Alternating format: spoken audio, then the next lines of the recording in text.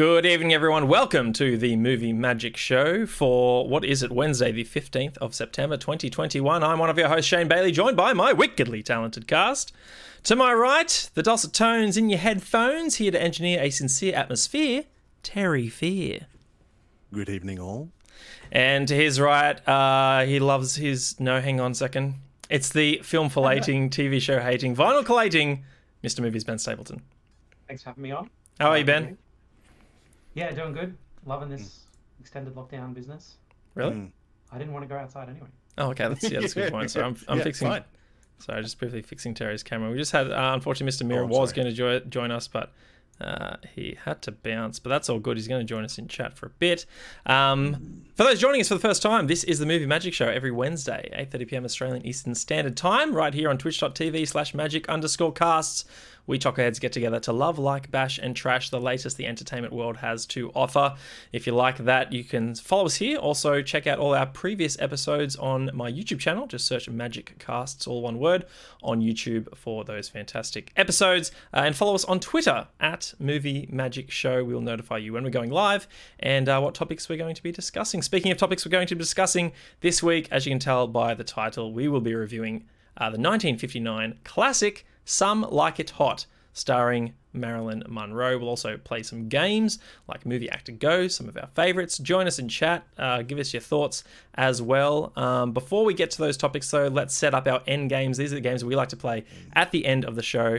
First among them is our movie quotes. We're going to give you two film quotes. You need to try and guess which films they're from. I'm going to go to the dulcet tones of Terry Fear for movie quote number one. It's going to be very difficult for me to say this quote without any inflection or accent, but here we go. She was very adamant about the periwinkle blue. Do you know this one, Ben? Yeah. I know it as well, and I'm gonna kick myself when I can't get it. Yeah. Oh, man, but I know it's a good movie because anyway. Movie quote number two, Mr. Movies, Ben Stapleton. This is same as Terry. Like, got to try not to deflect. Seems like a very easy one to me. Here we go. It is. I have survived your predecessors, and I will survive you. I know it. God damn it, I'm so bad at this game. Anyway, and the other game we like to play is called 6 Degrees. We're going to give you two actors. You need to try and link them via films they've starred alongside other actors in. Mr. Mira gave us these two, and it's going to be Christopher Walken to Sharon Stone. So try and link those two. We will come to a solution together at the very end of the show. But before we get to the end of the show, let's get to the start of the show with our review of Some Like It Hot. Like I said at the top, it is a 1959 film, black and white, starring Marilyn Monroe, Tony Curtis, and Jack Lemmon.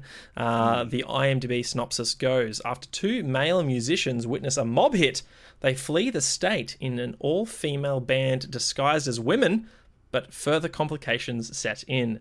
It's written and directed by Billy Wilder, like I said, Marilyn Monroe, Tony Curtis, and Jack Lemmon. I think they're all the main stars. We've got Joe E. Brown here, Pat O'Brien, George Raft as well. But a bit of a cult hit. 8.2 rating on IMDb. A Metascore, gents, 98.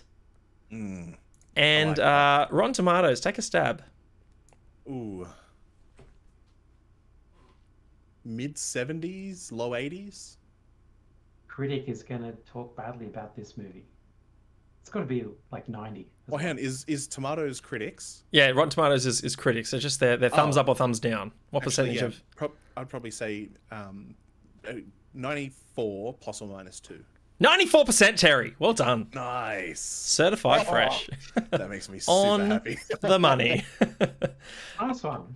Anyway, good. so I watched this. That basically means that 94 out of every 100 reviews have been positive in some light. That's exactly correct. Yeah. Yeah. Yeah, it's just a... I've been like, movie sucks. Yeah. Black and white, I can't see it. I don't know. It just it sort of ratios the thumbs up to thumbs down. So to be fair, like 94% of people could have been like, it's good, it's a 7 out of 10. Doesn't necessarily mean it's a 9.4 out of 10.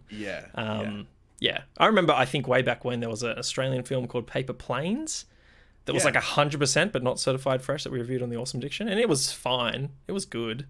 Yeah. So I think just like the few reviewers that did review it gave it a thumbs up. So anyway, yeah, I remember watching this film for the Awesome Addiction way back when. Former colleague of mine had nominated this film for us to review and watch. And I honestly can't remember what I said about it back then, but I'm keen to revisit it. I think I threw it up as an option just because I spotted it on Stan. So that's how you can watch it, Australians, if you have access to Stan. It is available there, as well as a bunch of other Marilyn Monroe films and Jack Lemmon and Tony Curtis films from that era also. So if you enjoy this one, there's more to be seen using that subscription service. I'm going to go to Mr. Movies, Ben Stapleton. Ben, some like it hot. Did you like it the way it was hot in this film? What a segue, Shane. Well done. I remember the only thing I remember from reviewing it with you on the Awesome Addiction was how much we all enjoyed the sound, the music that happens when the first two times that Marilyn Monroe appears on screen at the train station, and then later on in the car or in the bathroom on the train. Yeah. And it's like this salty, dirty, slutty horn that's some guys doing a. Yeah, it's just the saxophone, just yeah. Yeah.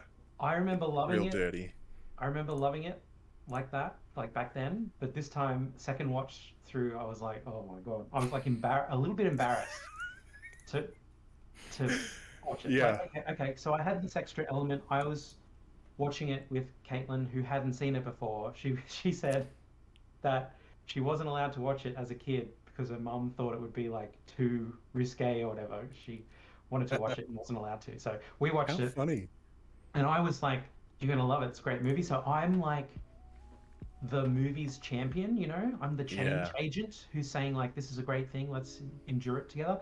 So some of the, I notice I do this and I don't love it about myself. Like a joke will land and I'll give it more than than I would otherwise. I'll laugh extra and like I won't slap my knee or anything, but I'll chuckle and then like look over and like, huh? You know, like try to, you know, I'm cheering. I'm cheering. Like the cheer squad. Yeah, the cheer squad of the film. Yeah. I was going to say fluffer, but yeah.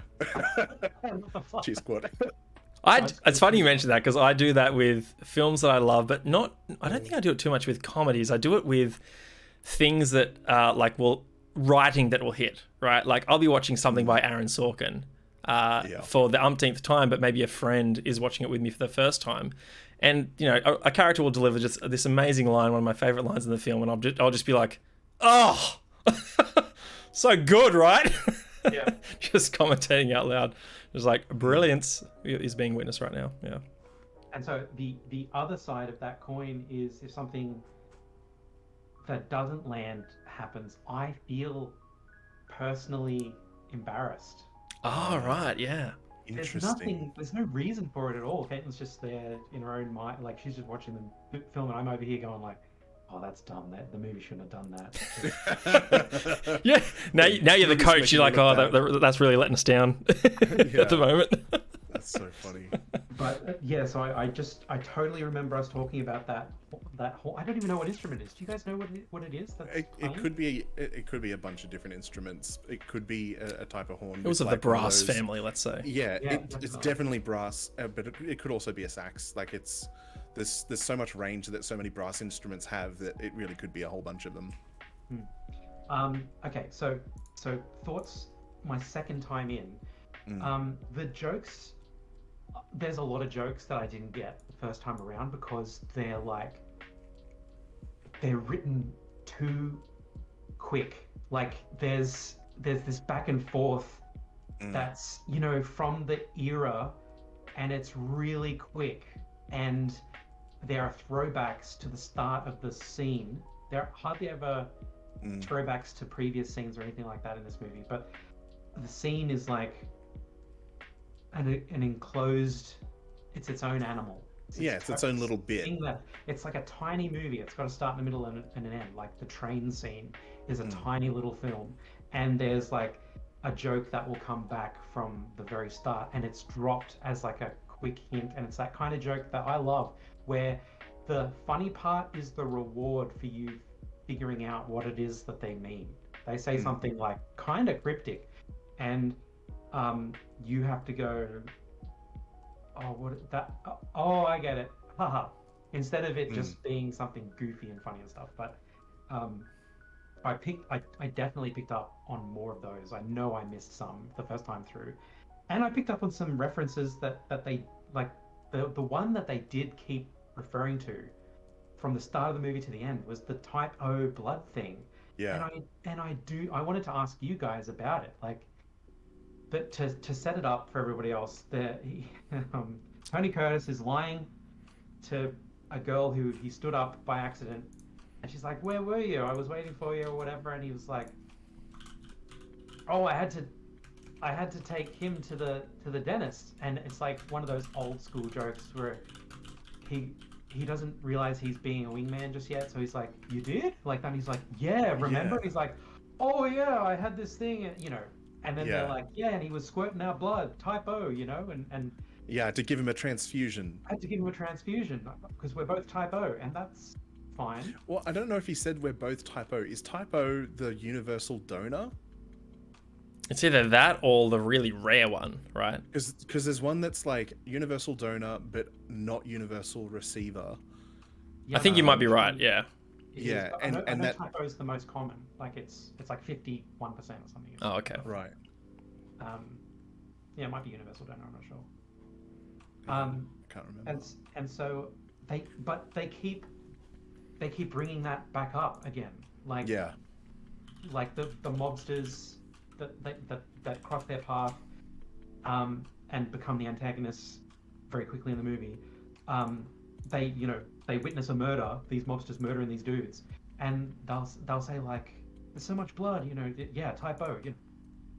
They just keep bringing the joke back, and I don't know if that really landed for me. I wanted to get my opinion of that from you guys.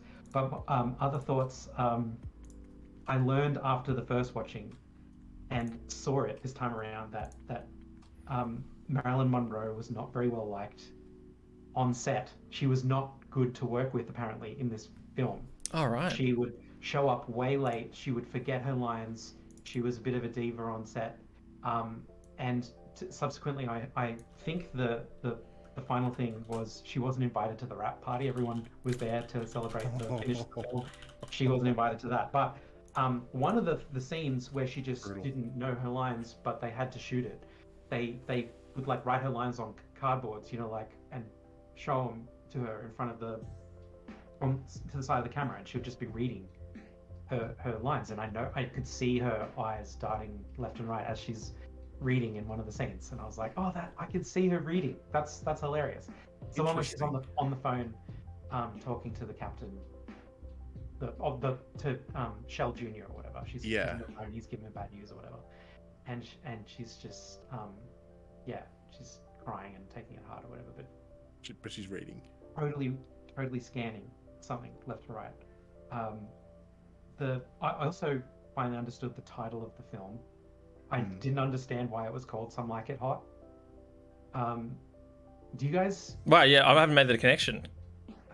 Well, he mentions it. Oh, it's the line that he mentions on the boat, right? Yeah. Was it on the boat? Yeah. But it's, Yeah, Tony Curtis says the line. He says the title of the movie in a line. I can't remember it exactly. Oh, right, that'd be cool if you could recall it. Yeah. I don't recall hearing him say the line, but I figured it was like they go to Florida. It's winter in where are they, in Boston? Yeah. They're in Boston and it's winter and Something like that. it's effing cold or whatever. No, it's Chicago, isn't it? Yeah. it's Chicago. Yeah, it's Yeah, yeah. mobsters. Yeah. They're in Chicago during Prohibition, which is hilarious, and it's freezing cold, and they literally sell their coats to put money on a dog, and the dog doesn't win or whatever. That's really great.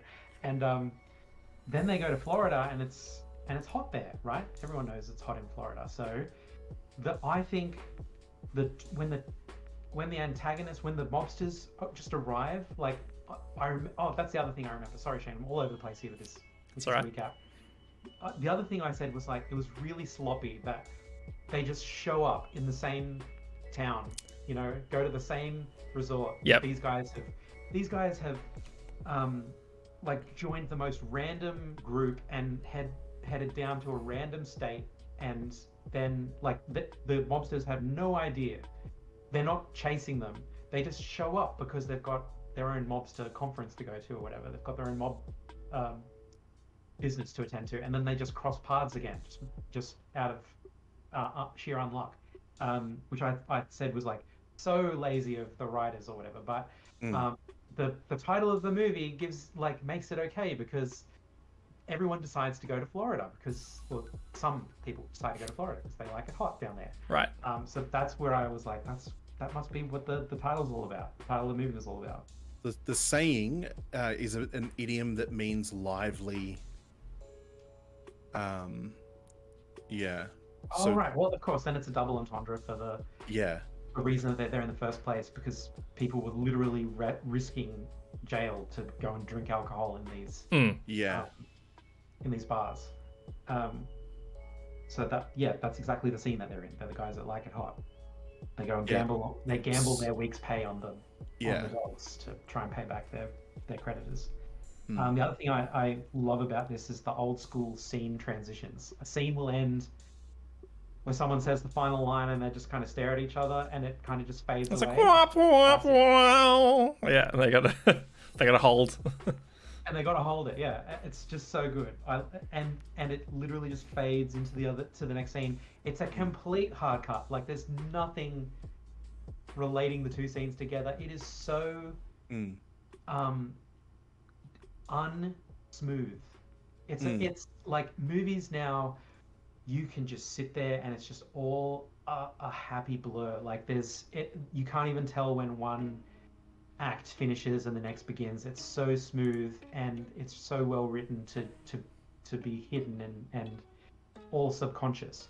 But this one, it's like end act 2, begin act 3, exterior. You can practically read the script in the way that they've shot it. And like a play in that sense, right?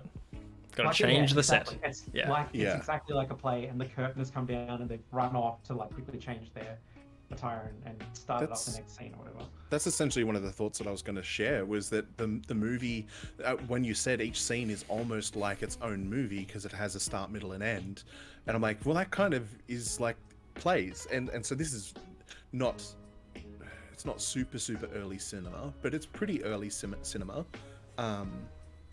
And so it's kind of still following maybe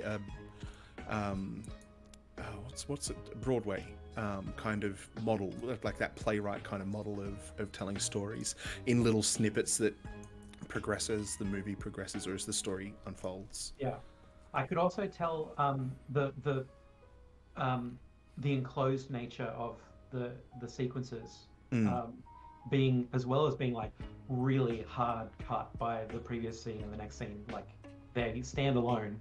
They were also written like that. Like I had two quick examples. One was the train sequence where they knew where they had to finish the train sequence, where they pull on the emergency brake, which was so then they write backwards to introduce the emergency brake at the start of that sequence, because they like take their jacket off and they lay it over the emergency. He's like, and he literally makes a big note of it. He's like, "Don't do that. That's the emergency brake," you know.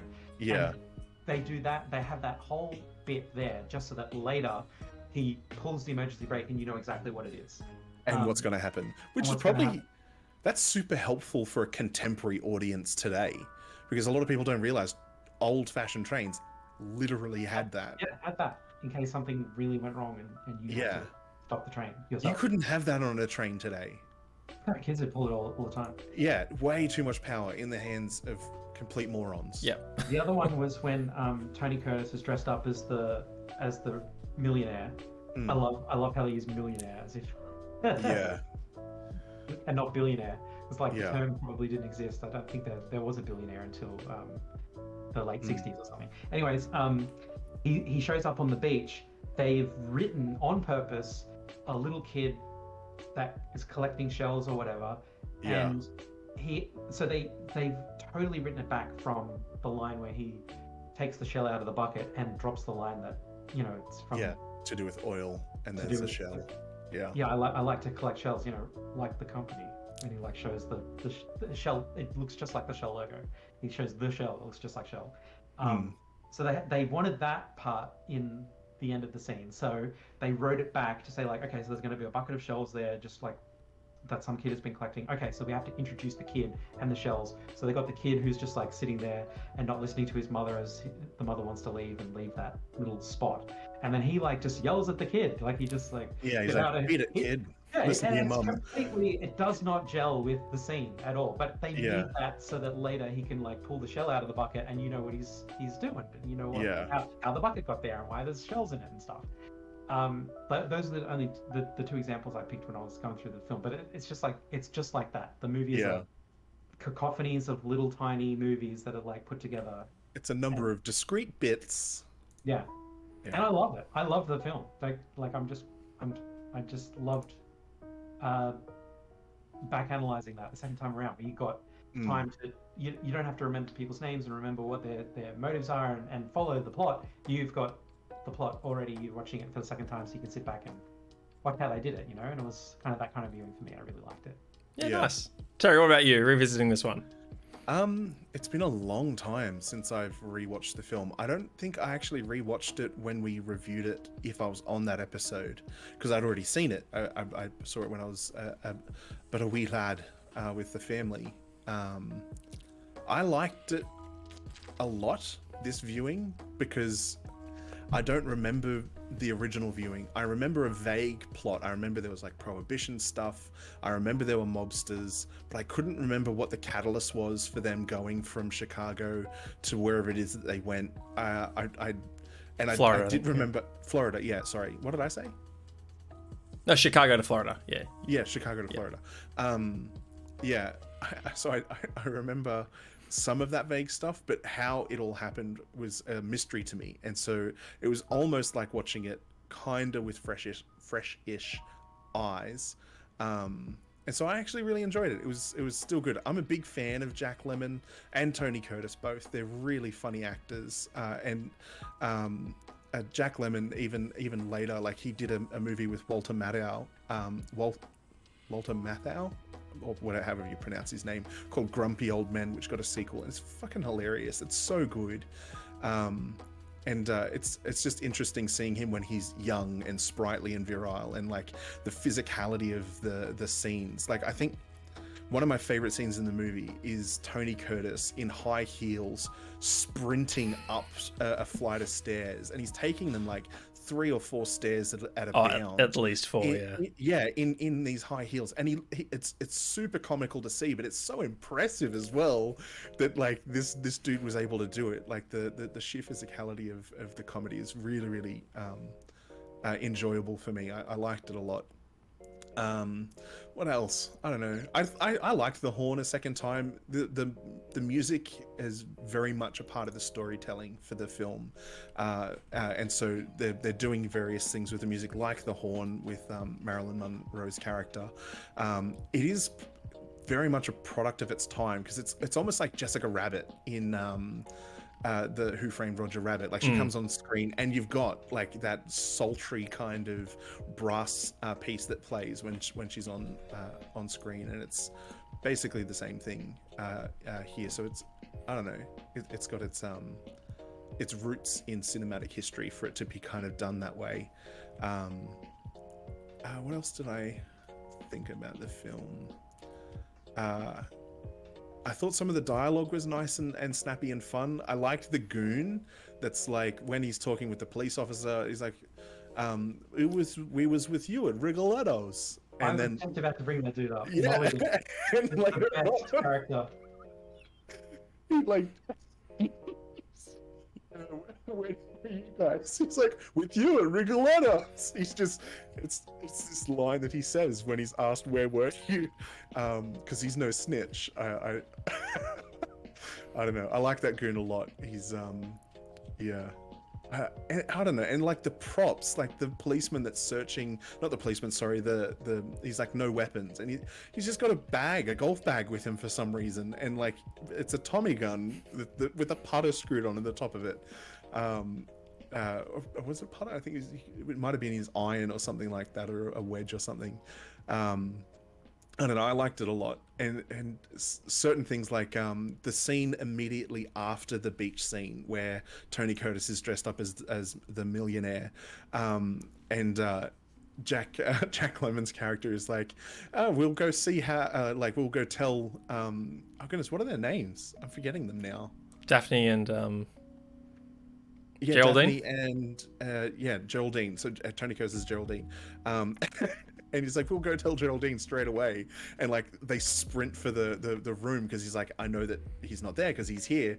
And like they get there, but he's in the bathtub. I'm like, he's gonna be fully dressed. And he was. He gets up at the end of the scene and he's in the full suit. I'm like, that's dedication. And like, how did he get it so sudsy? Anyway, it's just like one of those things that I'm like, it's ridiculous, slightly predictable, but still fun. Like the payoff is still there, and he's like obviously livid that Jack Lemmon would that Daphne would try to compromise the ruse out of a sense of jealousy because he likes Daphne as well. I don't know, I like the film. It's I don't know, it's proper charming. I just pulled up the script, the screenplay, because I wanted to do a quick back and forth between Mulligan and Spats, because whenever Mulligan, the cop, he talks to anybody, he's dropping the worst, like, not funny jokes. Yeah. It starts like they're in the speakeasy, and the place is just being raided, and the mob boss who runs the place is sitting there with all his goons. And Mulligan goes over and he goes, okay, Spats, the services are over, let's go. And the joke there is that it's in a funeral parlor, like the basement of a funeral parlor. Yeah. And then Spats is playing like Fat Tony dumb, like so dumb from Fat Tony from the Simpsons. And he's like, go where? And he's like, a little country club we run for retired bootleggers. I'm gonna put your name up for membership. Not funny at all. And he's like, and then Spats is like, I never joined nothing. And he says, you'll like it there. I'll have the prison tailor fit you a pair of special spats. Right. So not funny. Yeah. And then he says, what's the rap this time? And he says, embalming people with coffee, 86 proof. Yeah. Oh. And then he says, me? I'm just a customer here. He's playing so dumb. Yeah. And he's like, come on, Spats. We know you own this joint. Mozzarella is just fronting for you.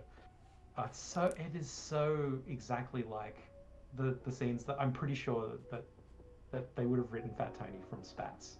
Yeah, for sure. Because he's like, Mozzarella never heard of him, and he goes, we got different information. From who? Toothpick Charlie, maybe? And then Mulligan is like, Toothpick Charlie, never heard of him. Yeah. And then, and then he, what am I getting to? He says, something about his lawyers? No, maybe they changed the. Oh yeah, he's like, these are all my attorneys, and his goons all stand up. Yeah.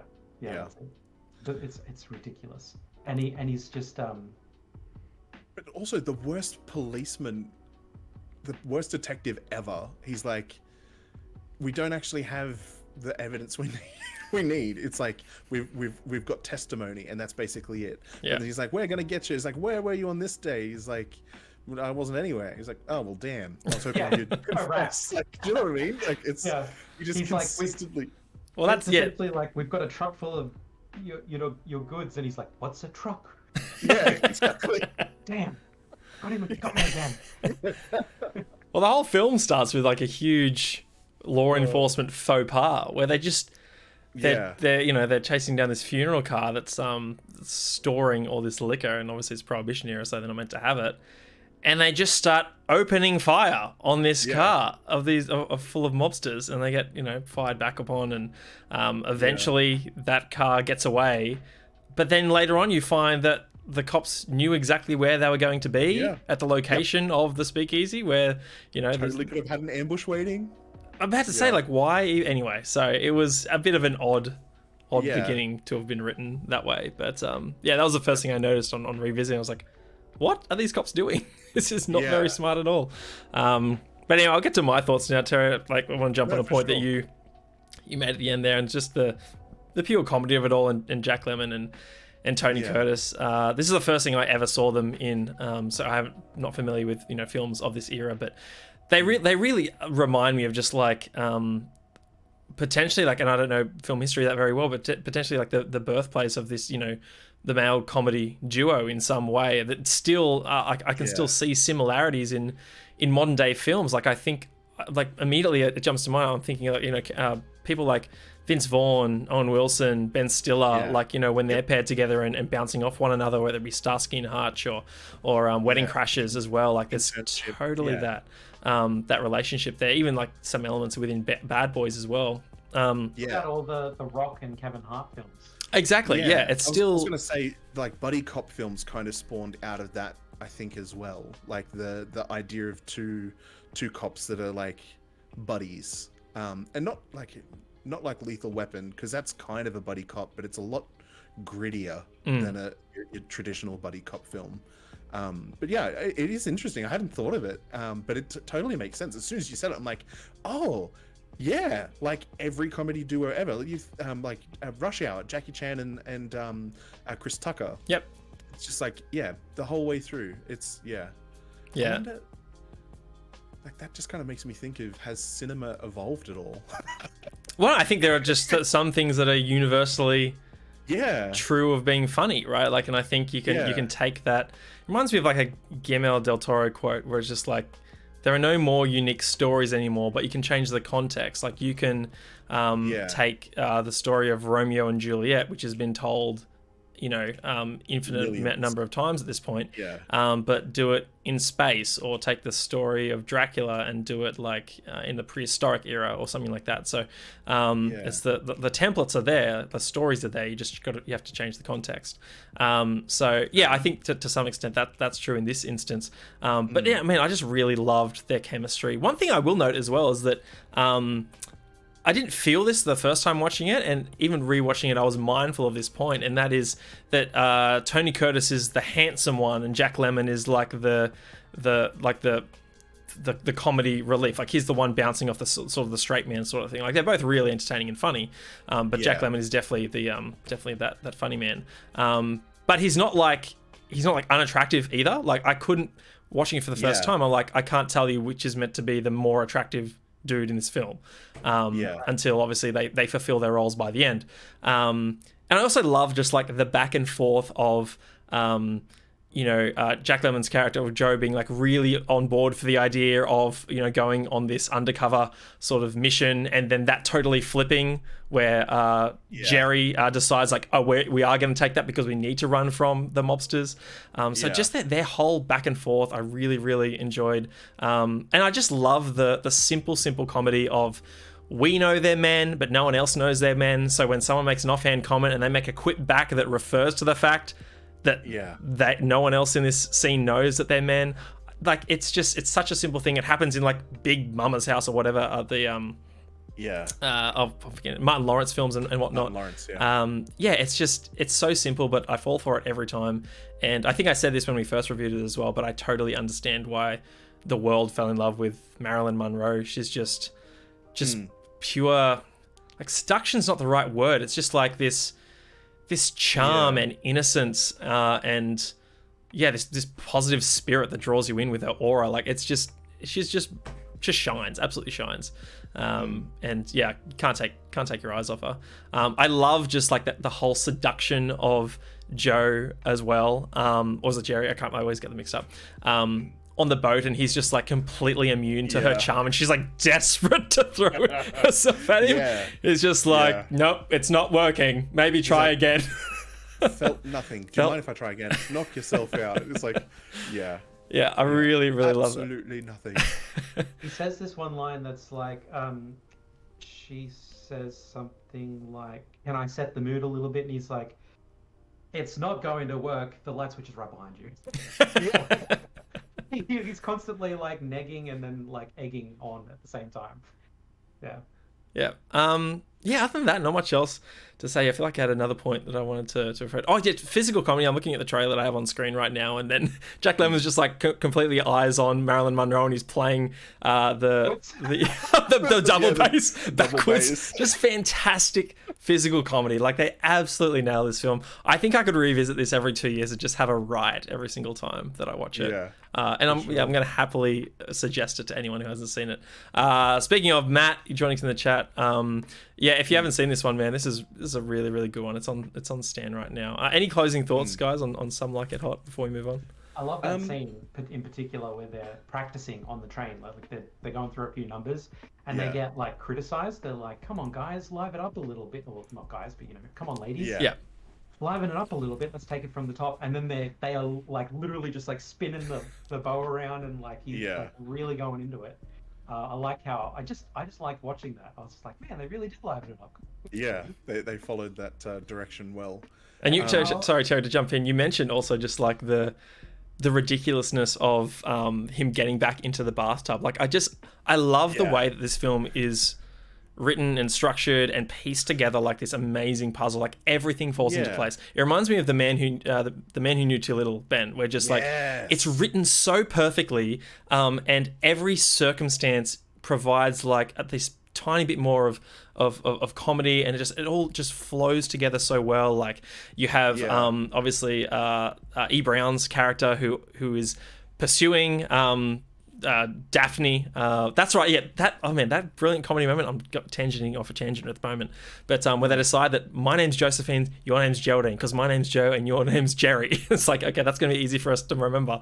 And then I think Jerry's character goes, "I'm Daphne," because he wants to like create his own character in his head. I love how enthusiastically he says that first time. Yeah, he's like, I'm just going with it. Yeah, he just felt it in the moment. Yeah, so good. They get on the train and Jerry like falls over and the guy like pats her on the bum like slaps him on the bum and is like, "Get on there." There's a bum. He's like, boop, boop, like, and she just goes, "Rash." Clearly not amused, and then gets up on the train.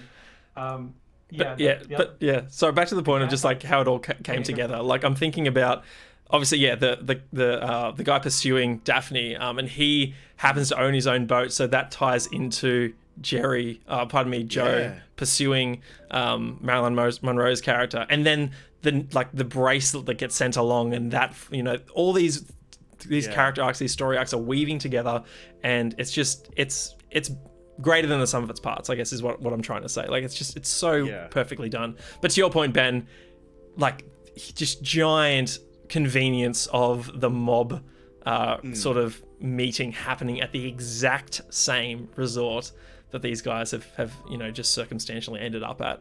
There's a lot of convenience in it. Unlucky. And they were like trying to bail, like they haven't been found out, and they're like, "We need to get out of here," and they like climbing down the outside, the lattice, the facade, and there's the gangsters right there, and they're like, "Ladies, come on in, we'll have a party," and they're like, and then they break for it, and like, wait, they ain't no ladies.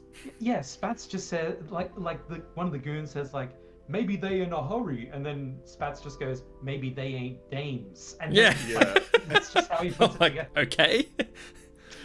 Oh gosh. Yeah. Anyway, it's like same instruments. It is contrived, but the last thought I had is, if you watch this and you enjoy it, I can thoroughly recommend The Great Race, which is on Netflix, also starring Tony Curtis and Jack Lemmon. It is in color. It's phenomenal. Yeah, I've got that added on the stand list as well. Scotty jumps in. How are you, Scott? Says, "Some like it hot heavily implies that most, in fact, do not like it hot. Absurd, if you ask me." And Jason's going to time him out. Thanks, Jace. Anyway, it's on Stan. Some like it hot. Like I said, I'm probably going to be revisiting this every few years for the rest of my life, because it's just so damn entertaining. I had a huge personal victory for guessing the Tony Curtis accent when he was playing The Millionaire, and he put on this posh / English / don't know accent. It's so silly. It's almost like not an accent. It's like you just trying to do a voice at this point, or Yeah, yeah. it, I don't it know. is almost an impersonation because no one sounds like that. Nobody sounds like this guy. And it has this, it's not a lisp, I don't know what it's called, but it's when you say a W sound instead of an R sound. Yeah, So really, that kind of thing, instead of really. Oh, really? Um, Yeah. Yeah. very. So I don't know what that is called, but he put that on a little bit, and I was like, that sounds really familiar. Where do I know that from? And I thought it was like, is it a Mike Myers like voice that he does? And then I stumbled upon, thanks to my memory, it was Garth from a Mike Myers Wayne's World. movie. It was from Wayne's World. Yeah. When he's just gone to bed with the woman who tries to get him to kill her husband or whatever, and it's the next morning, and he like pops out of the bathroom in a robe, and he's got like a pipe, Right. and he's being the Tony Curtis character from that Yeah. movie. He's Yeah. totally playing that guy, and he's like, "Good morning, darling. I hope I wasn't too much of an animal." Yeah. He like blows on the pipe, and bubbles come out, and Yeah. it's ridiculous. It is ridiculous, but And it is bang that's on. it's like a man child who now thinks he's a man. That's like Yeah. the character he's doing. But yeah, really, really funny scene from my childhood. I used to watch Wayne's World a lot, but Yeah. really proud of myself. Just want to say how good I am. For- Bravo, for Ben. picking it. Well done. Yeah. Remembering it. Yeah. Pat self on back. Anyway, Some Like It Hot. It is on Stan right now. Highly encourage you guys go check it out.